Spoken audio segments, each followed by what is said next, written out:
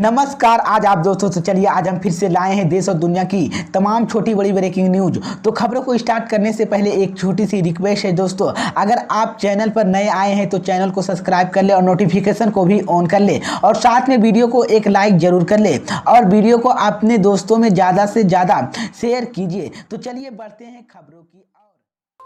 इसी बीच पर दोस्तों अगली खबर की ओर की महंगाई बढ़ने की मांग पर बंगाल में सरकारी कार्यालय के सामने कर्मचारियों ने किया विरोध प्रदर्शन। जी हां दोस्तों, आपको बता दें ये बड़ी खबर सामने निकल कर आई दोस्तों कि महंगाई भत्ते के बढ़ोतरी मांग को लेकर पश्चिम बंगाल सरकारी के कर्मचारियों के कुछ संगठनों ने दिन भर हड़ताल शुक्रवार को शुरू कर दिया है।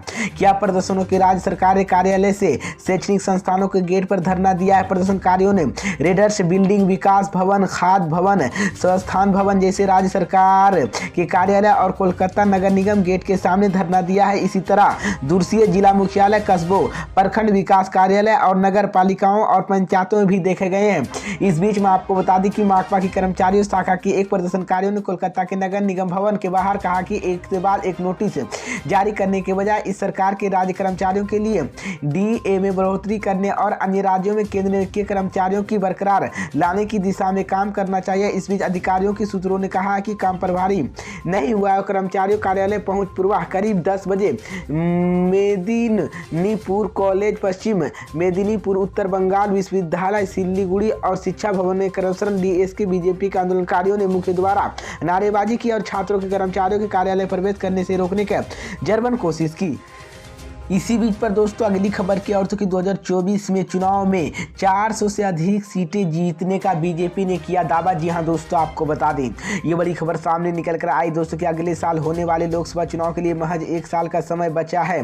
भाजपा, कांग्रेस समेत सभी दलों ने अपने अपने स्तर पर तैयारियां शुरू कर दी, लेकिन तमाम सर्वे और चुनावी विश्लेषण के अनुसार भाजपा को अभी बहुत हासिल है। विपक्ष के सभी अब तक एकजुट नहीं हो सका है। लेकिन इसी बीच प्रधानमंत्री नरेंद्र मोदी और केंद्रीय गृह मंत्री अमित शाह ने नेतृत्व में भाजपा ने 2024 आम चुनाव के लिए नया टारगेट सेट कर दिया है और यह टारगेट 400 से अधिक सीटों जीतने है, जो कि 2019 में बीजेपी को मिली 303 सीटें की तुलना में से अधिक है और इसी को लेकर लोकसभा में कुल सांसदों की संख्या 545 है। इसी बीच में आपको बता दें कि आम चुनाव में जीत दर्ज करने के उद्देश्य से भाजपा के राष्ट्रीय अध्यक्ष जेपी नड्डा पिछले दिनों अहम फैसला लिया है। इसके तहत उन्होंने 3 सदस्यों टीम नियुक्त की है। इन तीनों केंद्रीय गृह मंत्री अमित शाह नहीं बल्कि अन्य नेताओं भी शामिल है। इसी को लेकर अब मैं आपको बता दें कि इसके अलावा भी इस टीम पर जिम्मेदारी की संबंधित राज्य भाजपा इकाइयों के समन्वय संभावित उम्मीदवारों की करने की भी है। इसी को लेकर अब बीजेपी ने 2024 चुनाव को लेकर बड़ा दावा कर दिया है।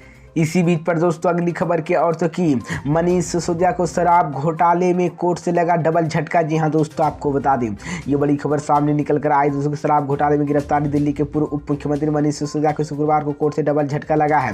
एक तरफ उनकी जमानत याचिका पर सुनवाई 21 मार्च को टल गई है, वहीं दूसरी तरफ 7 मार्च तक प्रवर्तन निर्दलीय ईडी के रिमांड पर भेज दिया गया है। ईडी ने उन्होंने रावत एनवे कोर्ट को पेश किया और 10 दिन की रिमांड मांगी है।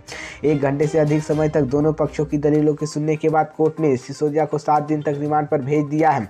शराब घोटाले में गिरफ्तारी किए गए मनीष सिसोदिया के पहले 1 सप्ताह तक सीबीआई और रिमांड पर रहना पड़ा। इसके बाद उन्होंने 14 दिन की न्यायिक हिरासत में भेज दिया गया नया। इसी को लेकर ईडी ने गुरुवार को तिहाड़ जेल में लंबी पूछताछ के बाद मनीष सिसोदिया को गिरफ्तार कर लिया गया। आज उन्होंने रावत एनवे कोर्ट में स्पेशल जज एम.के. नागपाल के सामने पेश किया गया। ईडी ने अदालत से कहा कि वह मनीष सिसोदिया से पूछताछ के लिए हिरासत मांग रहे थे ताकि इसे साजिश तक पहुंच सके और इसी मामले पर अन्य लोगों की मनीष सिसोदिया की सामना कर सके। इसी को लेकर मैं आपको बता दें कि ईडी ने कोर्ट के सामने कई दलीलें रखी और सिसोदिया पर कई आरोप लगाए। ईडी की ओर से कहा गया कि शराब नीति में कुछ लोग फायदा पहुंचाया गया है। इसी बीच पर दोस्तों अगली खबर की ओर से अखिलेश यादव ने किया बड़ा दावा, कहा बीजेपी 2024 में 80 सीटें पर हारना तय। जी हां दोस्तों, आपको बता दें ये बड़ी खबर सामने निकल कर आई दोस्तों कि समाजवादी पार्टी के राष्ट्रीय अध्यक्ष अखिलेश यादव ने कहा कि बीजेपी लोकतंत्र के साथ खिलवाड़ कर रही है। एजेंसियों ईडी, इनकम टैक्स और सीबीआई के उपयोग सत्ता विरोधी विपक्ष के डराने, धमकाने और सपा के बदनाम करने के लिए किए जाने हैं। अखिलेश यादव ने शुक्रवार को पार्टी प्रदेश मुख्यालय लखनऊ में युवा संगठनों के प्रमुख नेताओं की बैठक में संबोधित कर रहे थे। इस दौरान सपा के मुखिया अखिलेश यादव ने कहा कि बुलडोजर से डरना बीजेपी को एजेंडा है और बीजेपी इन्हीं कुनीतियों चलते समाज का हर वर्ग परेशान है और अब वह इस सरकार को छुटकारा पाना चाहता है। उन्होंने कहा कि आगामी 2024 के लोकसभा चुनाव में उत्तर प्रदेश की सभी 80 सीटों पर बीजेपी को हारना तय है।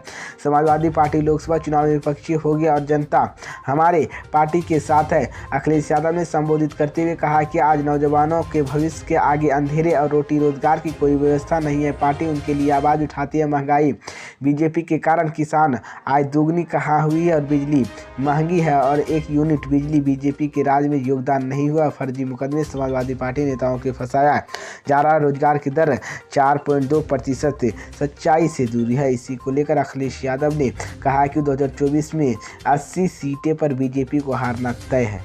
इसी बीच पर दोस्तों अगली खबर की ओर तो शिवपाल यादव ने योगी सरकार पर बोला बड़ा हमला। कहा बीजेपी ने भ्रष्टाचार के सारे रिकॉर्ड तोड़ दिए। जी हां दोस्तों, आपको बता दें ये बड़ी खबर सामने निकल कर आई दोस्तों कि इटवा के निजी स्कूलों के उद्घाटन करने पहुंचे सपा के राष्ट्रीय महासचिव शिवपाल सिंह यादव ने उत्तर प्रदेश सरकार पर जमकर हमला बोला और कहा कि बीजेपी ने भ्रष्टाचार के सारे रिकॉर्ड तोड़ दिए हैं।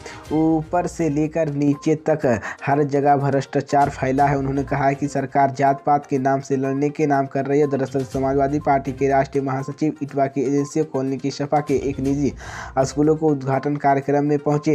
इस बीच समाजवादी पार्टी के राष्ट्रीय महासचिव शिवपाल सिंह यादव ने सरकार पर हमला बोलते हुए अधिकारियों को भ्रष्टाचार करार दिया है।